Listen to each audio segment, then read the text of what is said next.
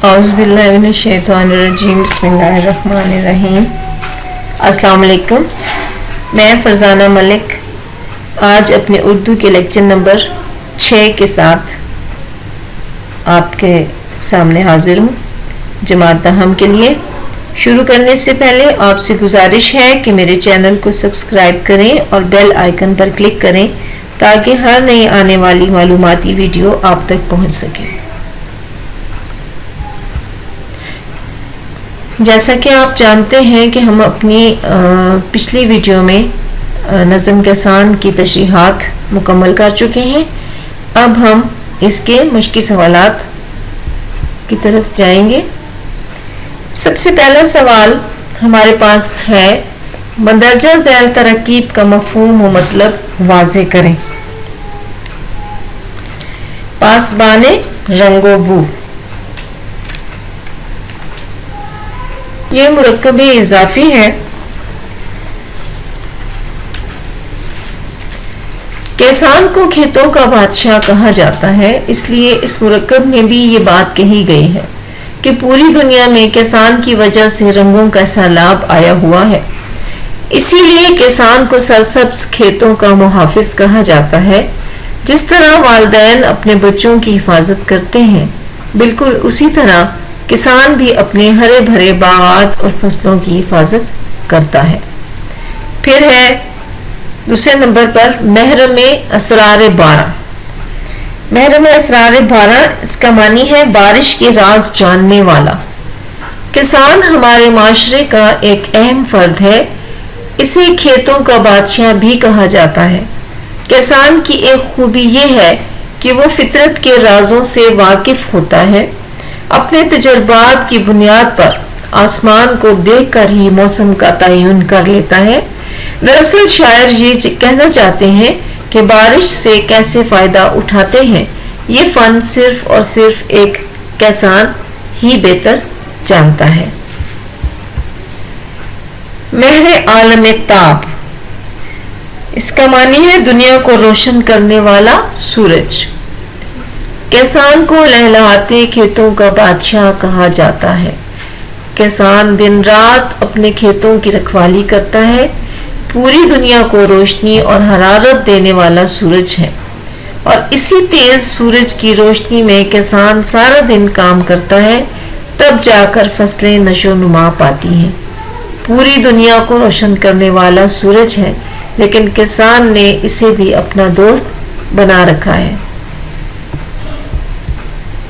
Fatih उम्मीदो been, यानी उम्मीद और खौफ में फतह पाने वाला।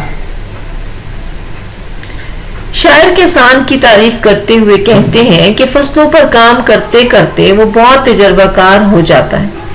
एक तरफ तो उसे ये उम्मीद होती है कि ये बारिश मेरी फसलों के लिए रहमत साबित होगी, लेकिन अंदर ही अंदर उसे ये खौफ होता है कि ये बारिश मेरी खड़ी फसलें तबाह ना कर दे और मेरी फसलों के लिए ये बारिश आफत ना बन जाए।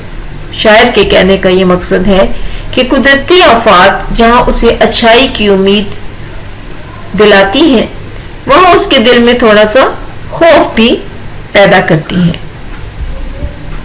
सैले रंगबू, इसका मानी है रंग और खुशबू का तूफान। किसान की तारीफ करते हुए शायर कहते हैं कि किसान हमारे माशरे का एक अहम फर्द है। दुनिया की खूबसूरती किसान की बदौलत है। आज जो रंगों और खुशबुओं का सैलाब आया है, ये किसान की मरहूने मिन्नत है। शायर ने ये बात इसलिए की है कि किसान हमारे लिए मुख्तलिफ अजनास, सब्जियां, फल और फूल वगैरह उगाता है और इन चीजों से हम फायदा उठाते हैं। तमद्दन का चिराग, तहजीब व माशरत का चिराग, इसके मानी है किसान को लहलहाते खेतों का या खेतियों का बादशाह कहा जाता है।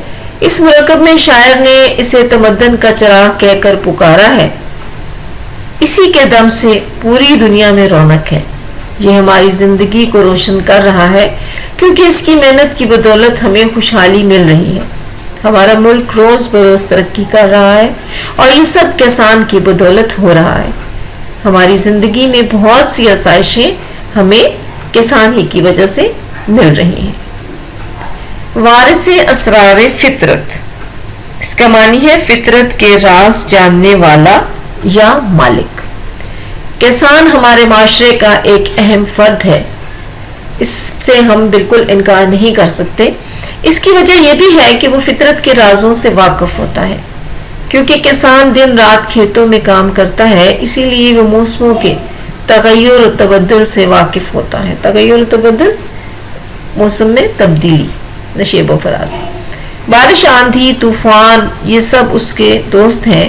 یہ آسمان کو دیکھ کر اس کے تیور بھانپ لیتا ہے، جان لیتا ہے. اسی لیے شاعر نے کسی کسان کو فطرت کا رازدان کہہ کر پکارا ہے. اب سوال نمبر 2 ہمارے سامنے ہے، مصرعے مکمل کریں. لہر کھاتا ہے رگے خاشاک میں جس کا لہو. بلینکس میں کیا آئے گا؟ خاشاک. دوسرا ہے سرنگوں رہتی ہیں جس کی قوتیں تخریب کی. پھر تیسرے نمبر پر جس کی بوتے پر لچکتی ہے کمر تہذیب کی. نیکسٹ دھوپ کے جھلسے ہوئے رخ پر مشقت کے نشان. اگلا سوال ہمارے پاس آتا ہے، مندرجہ ذیل قواعد کی روح سے کس قسم کے مرکبات ہیں؟ اب رنگ و بو، واو کا استعمال ہوا ہے. مرکب عطفی. قدرت کا شاہد، میں نے آپ کو بتایا تھا جیسے کہ کا، کے، کی جس میں آئے گا وہ مرکب اضافی ہوگا، یہ مرکب اضافی ہے. تیز کرنوں، ظاہر خوبی بیان کی جا رہی ہے، مرکب توصیفی ہے. نبض خاک، ٹھیک ہے، تو اس کا ہے، اس میں بھی کا، کے، کی آ رہا ہے، لہذا مرکب اضافی ہے.